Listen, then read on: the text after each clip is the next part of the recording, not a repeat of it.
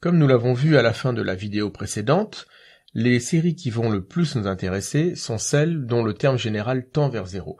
C'est là qu'il y aura une vraie difficulté à voir si elles convergent ou pas. La famille de séries qui va le plus nous occuper en première année, ce sont les séries à terme réel positif. C'est un premier cas de figure, très général malgré tout, qui va concerner beaucoup de séries, mais qui est le plus simple. Après, nous aurons à étudier un petit peu cette année, mais un peu plus l'an prochain, les séries à terme réel quelconques, qui donc peuvent changer de signe, et ensuite même les séries complexes. Alors pour commencer avec ces séries à terme réel positif, nous allons donner tout d'abord le théorème fondamental sur ces séries à terme réel positif. Donc soit UN, une suite réelle, à terme positif, et la série correspondante.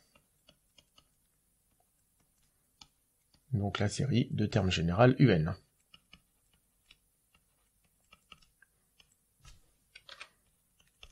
Alors, la suite donc constituée, alors je l'écris comme ceci, la suite, la somme partielle, en fait, la série de terme général UN est une suite croissante à terme positif aussi d'ailleurs. Et donc en tant que suite croissante, elle converge si et seulement si elle est majorée.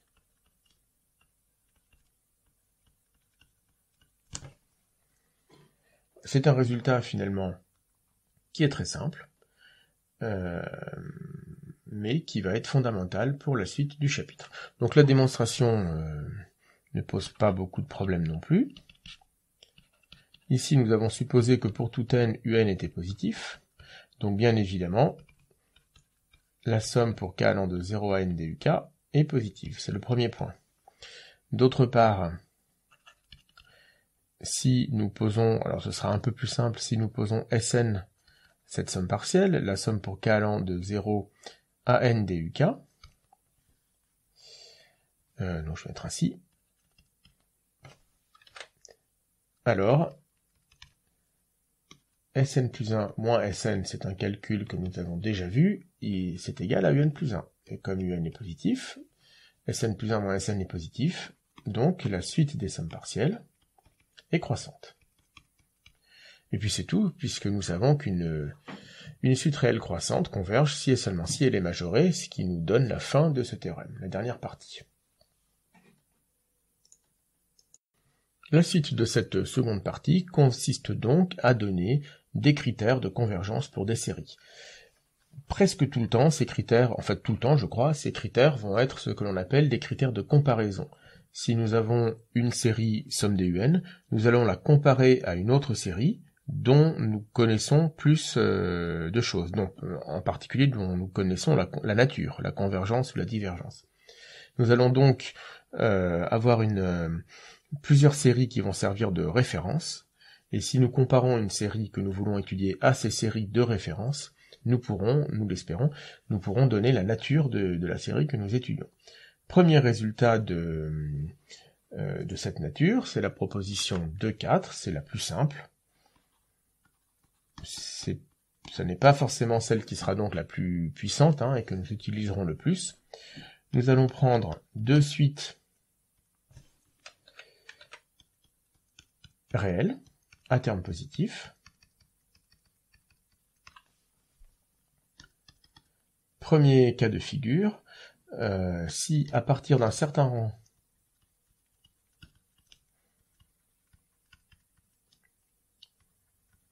nous avons un qui est majoré, qui est le terme un qui est plus petit que le terme vn, et si la série des vn converge, alors la série des un converge aussi. Deuxième point du même genre, qui est même en fait la contraposée finalement du premier point. Si nous avons la même hypothèse, à savoir qu'à partir d'un certain rang, un est plus petit que vn, et si la série des un diverge, alors la série dVn diverge aussi. Bon, le point 2 n'est que la contraposée du point 1, donc nous allons uniquement montrer le premier point.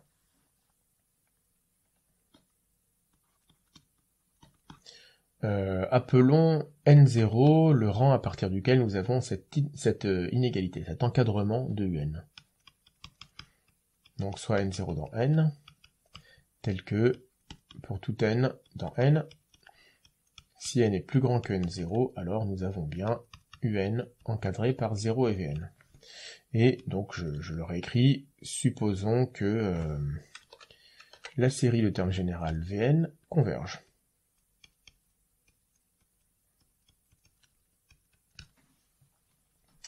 Donc tout simplement, si nous prenons un entier n plus grand que n0, nous allons avoir cet encadrement. La somme pour k allant de n0 à n duk est plus petite que la somme pour k allant de n0 à n dvk. Mais nous savons que comme la série de termes général vn est une série à termes réels positifs, ces sommes partielles sont croissantes. Et donc, comme nous avons supposé qu'elles convergent, nécessairement, la somme partielle est plus petite que la limite, que la somme. La somme, qui est donc la somme pour k allant de 0 à plus infini dvk. Ce dernier terme est une constante. Donc, c'est une constante qui majore cette suite des restes. Enfin, c'est pas les restes, ce sont les sommes partielles, mais à partir seulement du rang n0. En tout cas, cette suite est majorée. Si à chacun des termes de cette suite, nous rajoutons la somme des termes de u0 jusqu'à un, nous avons évidemment, en rajoutant une constante, nous avons évidemment encore une suite majorée. Et donc, en vertu du théorème précédent, elles convergent. Et nous avons montré ce premier point. Alors, c'est encore un résultat de comparaison relativement grossier, on va dire. Nous n'utilisons que la comparaison, la relation d'ordre, inférieur ou égal, et c'est tout. Mais nous avons une deuxième proposition où nous allons cette fois-ci utiliser les relations de comparaison de Landau, les petits taux, les grands taux et les équivalents. C'est la proposition, en fait un corollaire, la proposition 2.7, et puis après nous pourrons voir des exemples. Donc avec les mêmes objets, nous gardons un et vn deux suites réelles à termes positifs. Premier point, si un est un grand taux de vn, alors la convergence de la série de termes général vn implique la convergence de la série de termes général un,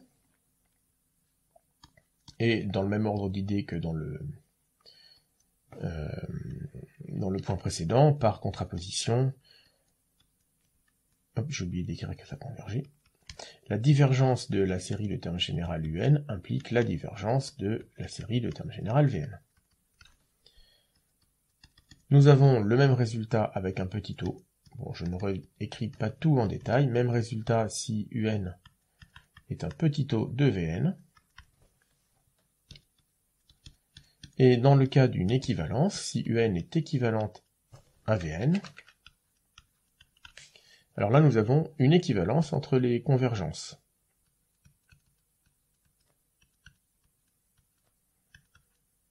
Convergent à nouveau. Et d'ailleurs, cette équivalence signifie que ces deux séries ont la même nature.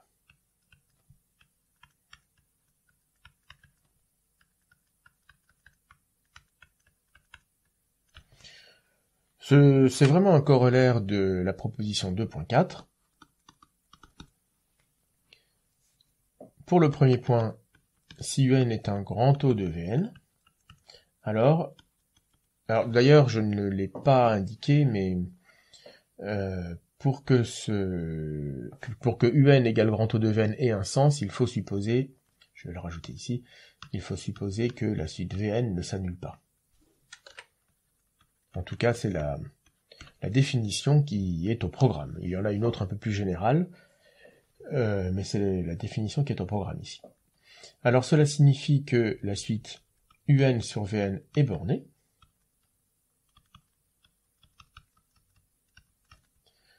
Donc, il existe un réel M, alors qui va forcément être positif ici, puisque UN et Vn sont positives.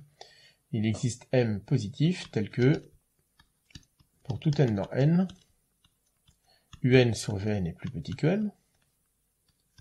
Donc, nous avons cet encadrement, parce qu'ici, Vn est strictement positive. Donc nous pouvons multiplier l'inégalité précédente par Vn sans avoir à changer le sens des inégalités. Avec la proposition 2.4, nous avons terminé, puisqu'évidemment, par multiplication par une constante, si la somme des Vn converge, alors la somme de m fois Vn converge également. C'est d'ailleurs la linéarité de l'application qui a une somme associe sa limite. Enfin, qui a une série associe sa somme. Et donc cette fois-ci, avec le point 2.4, la somme des UN converge, d'accord? Alors bien sûr, par contraposition, nous avons l'autre sens. Si la somme des UN diverge, alors la somme des Vn va diverger également. Les autres points se démontrent encore plus rapidement, puisque nous savons que UN est un petit taux de Vn, implique que UN est un grand taux de Vn. Et donc nous pouvons après directement utiliser le point petit i. Et pour le troisième point pareil, nous savons que UN équivalente à Vn implique que nous avons à la fois UN qui est un grand taux de Vn, alors ça c'est un grand taux, on va l'exagérer un petit peu, mais la relation étant symétrique, nous avons aussi Vn un grand taux de UN. Et donc avec à nouveau le point 1, nous avons le résultat voulu. Nous avons à la fois que si la somme des Vn converge, alors la somme des UN converge. Et deuxième point, la réciproque. Si la somme des UN converge, alors la somme des Vn converge. Donc il est temps de donner quelques exemples d'application de ces théorèmes. Premier exemple très simple. Nous allons à nouveau, alors ça fait partie des séries les plus classiques, nous allons montrer que la somme pour n strictement positif des 1 sur n carré converge. Donc déjà, nous pouvons tout simplement faire un décalage d'indices. Si nous notons Sn la somme pour n allant de 0 à n des 1 sur k au carré, décidément, nous pouvons l'écrire comme la somme pour k allant... Non, alors, bien entendu, la somme doit commencer à 1. Ça commencera à 0 après le décalage d'indice. Donc, elle est égale à la somme pour k allant de 0 à n-1 des 1 sur k plus 1 au carré, et nous allons noter cette somme tn-1. Donc, tn, c'est la somme pour k allant de 0 à n des 1 sur k plus 1 au carré,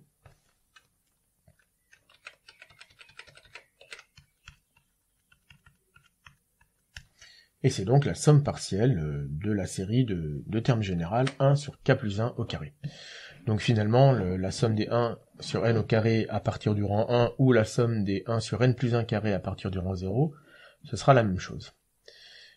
Or, pour tout cas strictement positif, nous savons que 1 sur k plus 1 au carré est strictement plus petit que 1 sur k fois 1 sur k plus 1.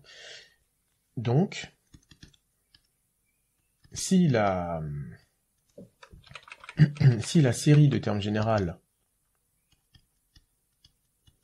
1 sur k fois k plus 1 converge, alors, par la proposition 2.4, la somme pour k positif des 1 sur k plus 1 au carré converge aussi. Et donc, par le premier argument, la somme des 1 sur k au carré pour k strictement positif converge aussi. Or, nous avons déjà vu que 1 sur k fois k plus 1, c'est l'un des exemples de la vidéo précédente, hein. La série des 1 sur k fois k plus 1 est une série télescopique. Donc la série, je fais un petit rappel, la série pour k strictement positif des 1 sur k fois k plus 1, cette série a la même nature que la suite des 1 sur k pour k strictement positif, qui évidemment convergent. Et donc elles convergent.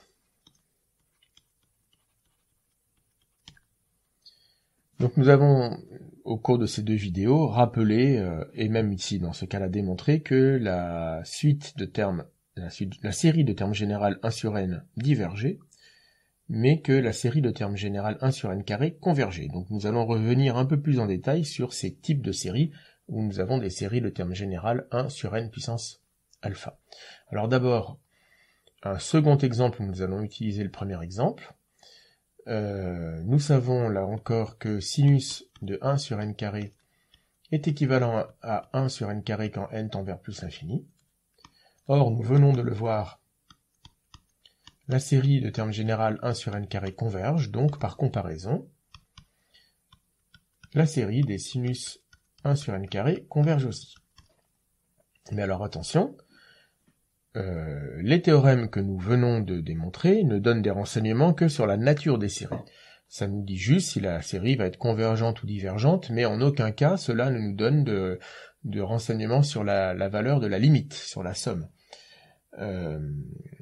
Pour avoir des renseignements un peu plus précis sur la valeur des sommes en cas de convergence d'ailleurs, ou la manière dont la série diverge en cas de divergence, eh bien rendez-vous en deuxième année où vous rajouterez quelques propriétés sur les relations de comparaison entre les UN et VN et ce qu'on peut dire de la série. Mais pour l'instant, nous avons juste des résultats sur la nature de la série. Alors pour que les théorèmes précédents aient une vraie utilité, pour que l'on puisse les utiliser, il faut que lorsque nous cherchons à étudier une série de termes général UN, il faut que nous puissions comparer UN à une autre suite VN, et en plus, il faut que la série de termes VN, nous connaissions sa nature. Et donc, pour cela, nous avons besoin d'une batterie de séries étalons, des séries de référence, auxquelles nous pourrons comparer toutes les autres séries. Ces séries, en tout cas une famille de séries qui va être pour nous la plus importante, la plus utilisée, c'est ce qu'on appelle les séries de Riemann.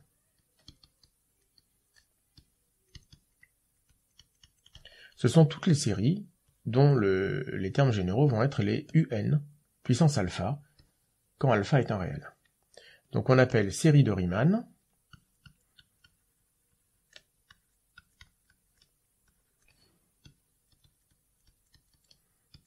toute série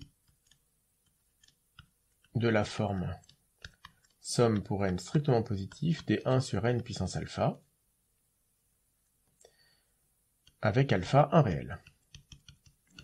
Alors ces séries, finalement, nous les avons déjà étudiées dans le chapitre d'intégration, mais je rappelle le résultat qui est absolument fondamental.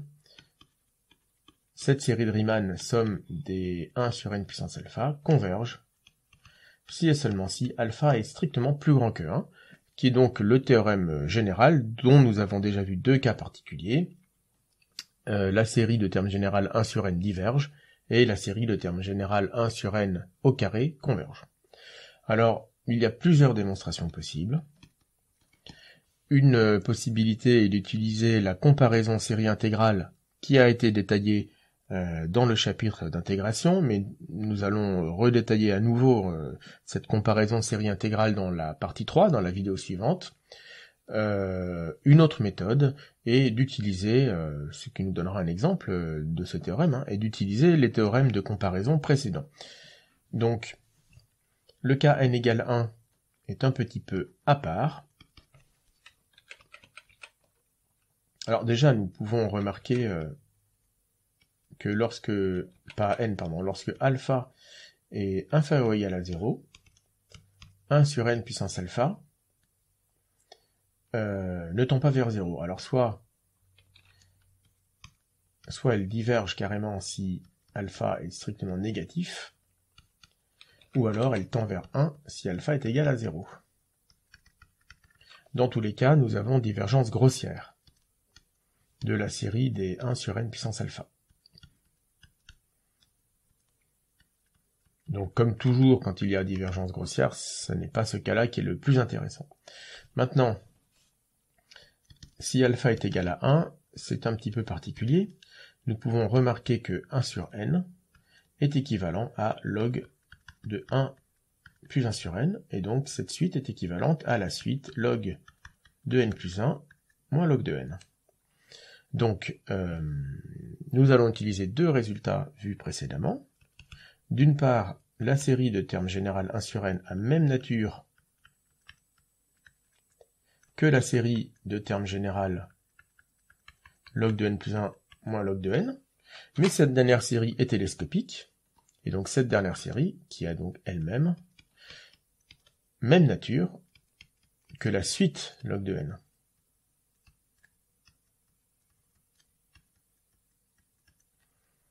Et donc, elle diverge.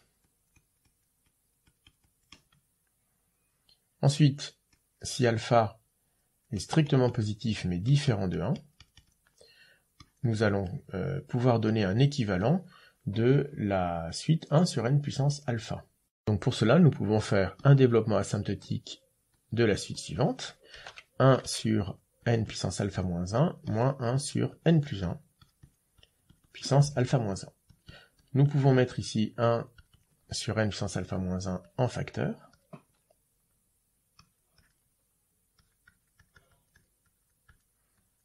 Nous obtenons cela. Et dans le deuxième terme qui est entre parenthèses, 1 plus 1 sur n est bien un terme qui tend vers 1. En tout cas, 1 sur n tend vers 0. Donc, nous pouvons l'écrire de cette manière-là. 1 sur n puissance alpha moins 1 fois 1 moins 1 plus 1 sur n puissance 1 moins alpha. Et nous allons maintenant développer faire un développement limité de ce terme.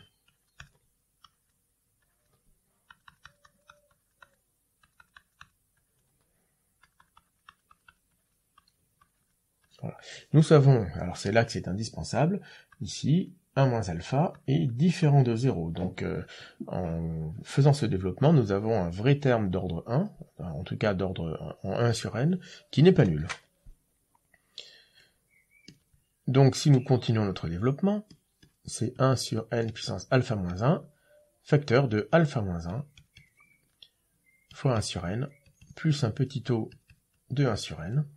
Et donc, comme nous avons, à nouveau j'insiste, ce terme qui n'est pas nul, ce terme non nul nous permet d'avoir un équivalent de notre suite. Donc je vais l'écrire comme ceci, alpha moins 1 divisé par n puissance alpha. Donc 1 sur n puissance alpha est équivalent à 1 sur alpha moins 1 fois 1 sur n puissance alpha moins 1 moins 1 sur n plus 1 puissance alpha moins 1. Et nous pouvons refaire la même chose, le même raisonnement que tout à l'heure. La série des 1 sur n puissance alpha a même nature que la série des 1 sur n puissance alpha moins 1 moins 1 sur n plus 1 puissance alpha moins 1. Alors j'élimine ici la constante 1 sur alpha moins 1 qui ne change pas la nature de la série. Et à nouveau, cette dernière série est télescopique. Donc cette dernière série a même nature que la suite des 1 sur n puissance alpha moins 1. Or, si alpha moins 1 est strictement positif, 1 sur alpha moins 1 tend vers 0, donc la suite est convergente, donc nous avons convergence. Donc la série des 1 sur n puissance alpha converge. Et si par contre alpha moins 1 est strictement négatif, 1 sur n puissance alpha moins 1 tend vers plus infini, et donc nous avons divergence. Donc voici pour ce théorème sur les séries de Riemann. Nous aurons l'occasion de l'utiliser abondamment dans tous les exercices, et en particulier à la fin de la section 3, nous en verrons un exemple. Nous nous en servirons pour étudier ce que nous appelons les séries de Bertrand, qui sont un cas encore plus général des séries de Riemann. Achevons cette vidéo par la règle que l'on appelle la règle du n alpha un. qui n'est en fait qu'une reformulation de la comparaison à une série de Riemann, et qui est tout de même un critère assez pratique, une méthode, en tout cas un outil assez pratique pour déterminer si une série est convergente ou divergente. Là encore, nous en verrons des exemples dans les exercices de TD, mais aussi en étudiant les séries de Bertrand. Donc je vais me contenter de donner l'énoncé et la démonstration, nous verrons des exemples plus tard. En fait, il y a trois possibilités, trois cas dans lesquels nous allons pouvoir utiliser cette règle. Premièrement, si il existe un alpha strictement plus grand que 1, tel que la suite n alpha fois un tend vers 0, alors, d'ailleurs je vais faire la démonstration dans la foulée parce que ces démonstrations sont très simples, alors cela signifie que un est un petit taux de 1 sur n alpha, or ici alpha est strictement plus grand, donc la série des 1 sur n alpha converge, et donc, résultat de cette règle, la série des UN converge. Ça, c'est le premier cas. Deuxième cas, c'est le cas un petit peu inverse. Si au contraire, il existe un alpha inférieur ou égal à 1, tel que n alpha un tende vers plus l'infini, alors cette fois-ci, c'est 1 sur n puissance alpha qui est un petit taux de un, donc, comme la série des 1 sur n puissance alpha diverge, eh bien, la série des UN diverge aussi. Et troisième et dernier cas, s'il existe un réel L non nul, tel que la suite n puissance alpha fois un tende vers L, alors, dans ce cas, la série des UN converge si et seulement si alpha est strictement plus grand que 1. Alors, en effet, dans ce cas, UN est équivalent à grand N sur N puissance alpha, puisque grand L n'est pas nul, et donc nous avons vu que quand nous avons deux suites équivalentes, j'aurais écrit la conclusion, mais la série des UN converge si et seulement si la série des L sur N puissance alpha converge, c'est-à-dire, puisque L est une constante non nulle, c'est équivalent à dire que la série des 1 sur N puissance alpha converge. Et ça, nous avons vu avec les séries de Riemann que c'est équivalent à dire que alpha est strictement plus grand que 1. Voilà, donc à nouveau, nous en verrons des exemples un peu plus tard, et c'est donc ici la fin de cette vidéo.